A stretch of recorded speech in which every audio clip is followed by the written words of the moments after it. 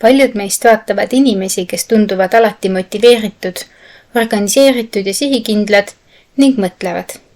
Neil on lihtsalt loomulik anne distsipliiniks. Tegelikult on see aga suur eksiarvamus. Distsipliin ei ole midagi, millega sa sünnid, vaid midagi, mida sa õpid ja arendad järjepideva tööga. Distsipliin sarnaneb lihasega. Mida rohkem sa seda kasutad, seda tugevamaks see muutub.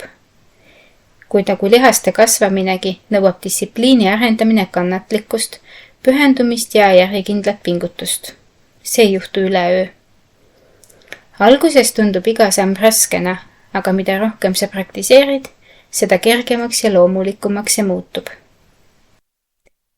Esimene samm distsipliini arendamisel on oma eesmärkide selgeks tegemine.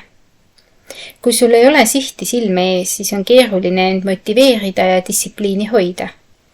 Küsi endalt, miks ma seda teen? Millist kasu see mulle toob? Näiteks kui soovid alustada varahommikust treenimist, siis visualiseeri, kuidas parem füüsiline vorm ja suurem energiatase su elu parandavad.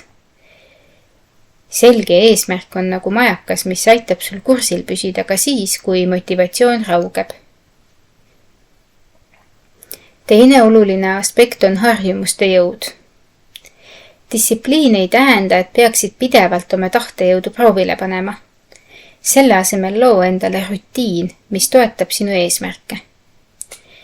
Näiteks kui soovid rohkem lugeda, sea kindel kellaaeg iga päev selleks tegevuseks.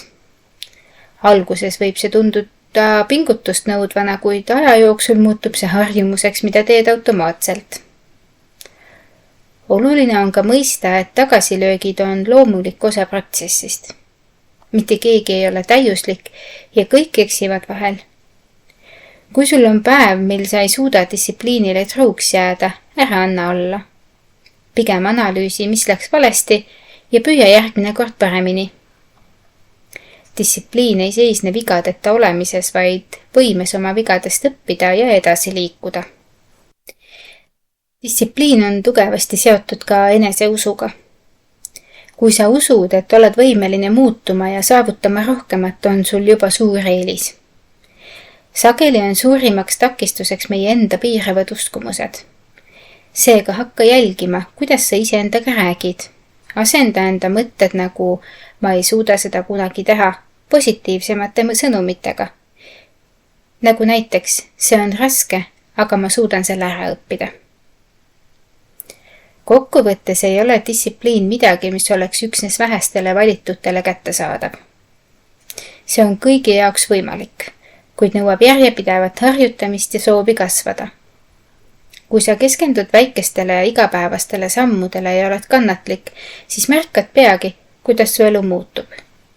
Distsipliin on võti, mis avab uksed võimalustele, mida sa võib-olla isegi ei teadnud, et olemas on. Nüüd siis küsimus. Kas oled valmis astuma esimese sammu ja alustama oma distsipliini teekonda? Aitäh ja peatse kuulmiseni!